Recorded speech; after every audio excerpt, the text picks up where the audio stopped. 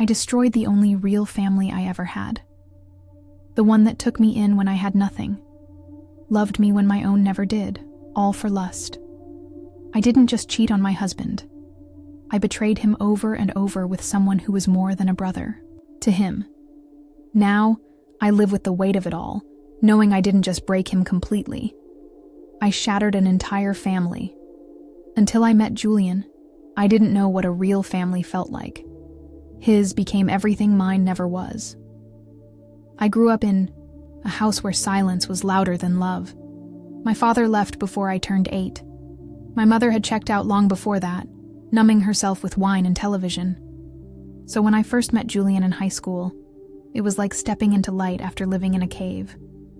He was quiet, soft-spoken, but attentive. He noticed when I didn't have lunch. He noticed when I wore the same sweater too many days in a row. One afternoon, he offered me half his sandwich, and it was the first time someone gave me something without wanting anything back. That's how it began. Slowly. Sweetly. We weren't the couple making out in the halls or posting about each other, online. We were better, quieter, real. Julian didn't just love me, he built his world around me. After school, he'd walk me home even when it rained. He taught me how to parallel park, helped me apply for college, sat in the front row when I graduated even though his own family was running late. I used to think love was flowers and grand gestures, but Julian showed me it was remembering my favorite brand of tea, texting me when he landed safely, and saying goodnight even after an argument. His family was everything I never had. His mother hugged me like she'd known me since birth. His younger sister called me every week to gossip about boys. His father teased Julian for being too in love, and even that felt warm. They included me in everything: dinners, birthdays, holidays. I became one of them before I even married him. When Julian proposed, I didn't hesitate. He'd just gotten a job managing a contracting firm, and I was teaching art at a local after-school program. We didn't have much, but it didn't matter. We had love, safety, and each other. The wedding was held in his parents' backyard. String lights, cheap wine, music we danced to barefoot. It was perfect. A few years into our marriage, we bought a small house on the edge of town. Julian worked long hours, sometimes leaving before sunrise and coming back after midnight. I missed him, but I understood. He was building something for us, something lasting, and I was proud of him. Then was about the time when Miles came along. He was Julian's cousin, technically, though they were more like brothers growing up. They'd spent summers together, had matching scars from a bike crash when they were 12, and even had a handshake I never fully learned. Miles had left town after high school, drifted between states and jobs trying to figure things out. I only met him twice before he moved in with us. He showed up with a backpack and a bruised cheek, said his roommate had punched him during a drunken argument and he had nowhere else to go. Julian offered him our guest room without blinking. That's the kind of man Julian was, generous without condition. At first, Miles was polite, quiet, grateful. He did dishes without being asked, offered to cook, even helped Julian with yard work. But then he started sticking around more, talking to me more. He'd linger in the kitchen when I made breakfast, joke about how Julian was too lucky to have me. He watched me too closely, complimented me too often. I should have shut it down. But part of me liked it. I hadn't been looked at like that in a long time. Julian was always tired. His love hadn't faded, but his energy had. Sometimes he'd come home, kiss my cheek, and fall asleep on the couch still in his work boots. I told myself it was harmless, that I was just enjoying the attention. One night, Julian was working late. Again. Miles and I were watching a movie. We sat on opposite ends of the couch. I thought it was fine, until he handed me a blanket, and his fingers brushed my bare leg a second too long. I flinched. He smiled, said nothing. It didn't happen all at once. There were weeks between touches, comments, glances that lingered, but each time I let it slide, the line moved. This other night, I was crying in the kitchen after Julian forgot our anniversary again. Miles came in, poured me wine, listened without interruption. He brushed a tear from my cheek. His hand stayed on my face. I didn't pull away. See, I was always aware of what I was doing. I had already betrayed Julian emotionally way before I ever did physically, and I did it without regret. I told myself it was fine, that I just needed the company, the attention, that it was harmless. The first time it happened, I told myself it didn't count. Julian had left just before sunset. Another long shift. He'd kissed my forehead in passing, promising to be home before midnight. He looked worn down. His hands were still stained from work, his shoulders heavy. I watched him leave without saying much. I was irritated that he hadn't noticed the dinner I made or the dress I'd put on. He was tired. I knew that. But I wanted something more than tired. Love. Miles stayed behind. He said he'd help clean up, but we ended up just sitting in the living room. He grabbed 2 beers and turned on a movie. We weren't even watching. The room was dim, quiet except for the sound of traffic outside.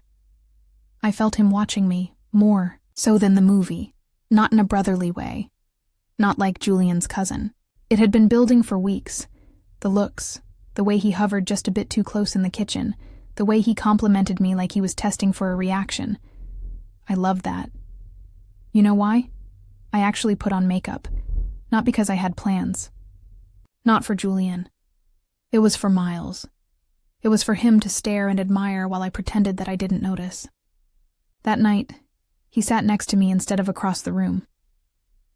"You ever get tired of being invisible?" he asked suddenly. I glanced at him. "What are you talking about?" "I see the way he is. He barely looks at you anymore." I swallowed hard. "He's just tired, Miles. He's blind," Miles muttered. I looked at him. Really looked. There was something in his eyes. Something I wasn't ready to face. When he reached out and brushed a strand of hair behind my ear, I wanted to pull away. I knew it was wrong. But I didn't. I felt him leaning into me. I knew where this was going. God. I could have done so many different things. But instead, when his lips met mine, I kissed him back. It was soft at first, hesitant. But then the desperation crept in. The kind that comes from feeling unseen for too long. I was the one who pulled him closer after that, leaning into the warmth I'd been craving.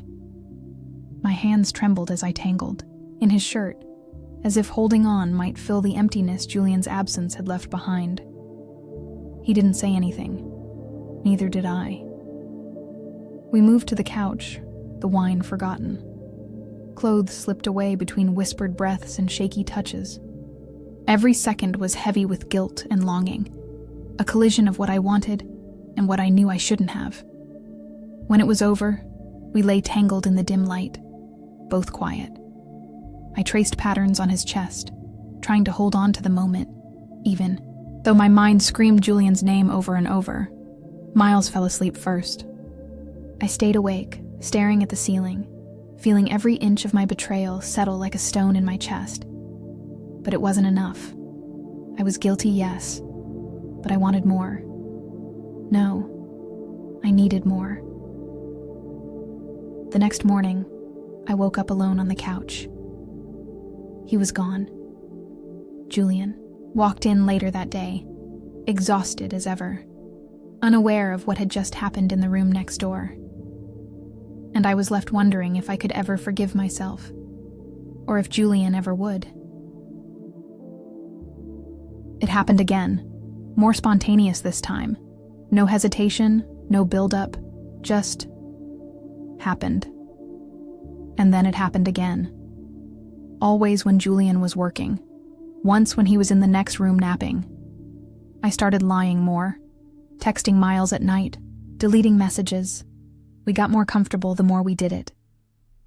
That night, we all sat around the dinner table, Julian talking about his day, tired but trying to keep the mood light, while Miles was quieter, his eyes flickering between me and Julian more often than anyone noticed.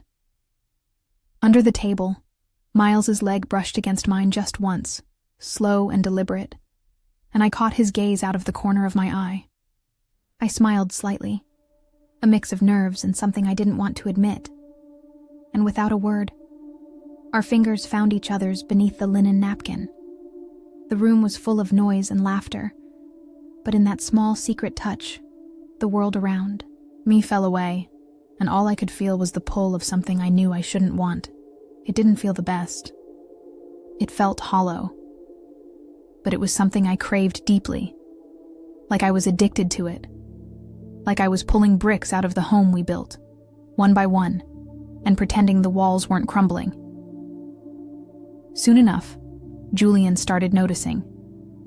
I was distant, cold. He tried harder, came home early with flowers, booked a weekend getaway. I canceled it, said I had work. He looked hurt, but didn't argue.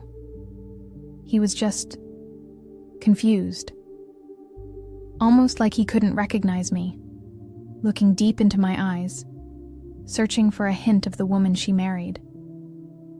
Before all this, before Miles was ever in our lives, I would have been over the moon for something like that. But now it was no longer needed. It was unnecessary to me, because now I needed something more forbidden, more intense. The truth is, I always knew he was going to find out. Sooner or later, it was bound to happen. What finally broke us wasn't the affair. It was a phone. My phone. Julian's had died. He asked to borrow mine to call his mom. I said sure. I forgot I hadn't closed the last message from Miles. I think I was texting him just a while ago. It was nothing subtle. You looked unbelievable last night. He has no idea what he's sleeping next to. The one before that was worse. Because it wasn't from Miles. It was from me, to him. An image Julian hadn't seen in a long time. Something private, intimate, meant only for someone else's eyes. A secret I had no right to share. Julian saw all of it. Well, not all of it. He had my phone for about a minute before he couldn't anymore. I don't know how far up he scrolled. There were thousands, if not hundreds of messages, photos, messages, details of what we did, planning for the next times. He went through it all, quietly, slowly. His face didn't change. He handed the phone back. I was confused at first, but then I saw it. The messages were on display. I froze, and so did he. I don't know how long it went on for. Felt like hours, until my vision started to get blurry. I couldn't say a word to him. He got up, without saying anything to me. He walked into the bedroom and began packing a bag, quietly. I followed him, crying before I said a word. He didn't yell. He didn't ask questions. He zipped the bag, stood at the door. You made me believe he was family to you too. Hope it was worth everything. That's all he said to me. His voice was quiet, but it cut deeper than any shout ever could. I wanted to explain, to tell him it wasn't supposed to be like this, but the words caught in my throat. All I could do was look down and watch the pieces of what we had slip further away. Then he left. I don't remember what I said. I don't remember when Miles came out of his room. Maybe he heard. I don't know. I know I tried. I tried to stop him. I couldn't look at Miles. It was him. It was all him. He did this to me. To us. He was gone the next day. Didn't say goodbye. Blocked me on everything. Of course he did. Julian's family shut me out immediately. His mother called me screaming. His father said he regretted ever letting me into their home. I stayed in that house for 3 more weeks, waiting, hoping, reaching out to anyone I could. Every creak made me think he was back. He never came. What did come was worse. He had filed for divorce I honestly wasn't surprised by then. I had to move out. I'm not well. Not emotionally. Not financially. I haven't seen Julian in almost a year now. I think about him every day. The way he used to rub my back when I had nightmares. The way he never let me walk on the street side of the sidewalk. The way he looked at me like I was the greatest thing that ever happened to him. And I betrayed him with someone who couldn't even stand beside me when it all fell apart. Sometimes I whisper his name just to remember how it feels. Sometimes I still wear my wedding ring at night. Sometimes I see couples laughing in grocery store aisles and feel like I've been punched in the chest. I had everything I ever wanted. A man who loved me. A family who called me their own. A home filled with warmth. And I destroyed it all. Because I wanted to feel wanted again. Because I thought I could keep my sins secret. But secrets rot everything they touch. And mine? They tore a good man to pieces. I don't deserve forgiveness. But I tell this now for one reason only. So people understand what it feels like to have heaven in your hands and let it slip through your fingers forever.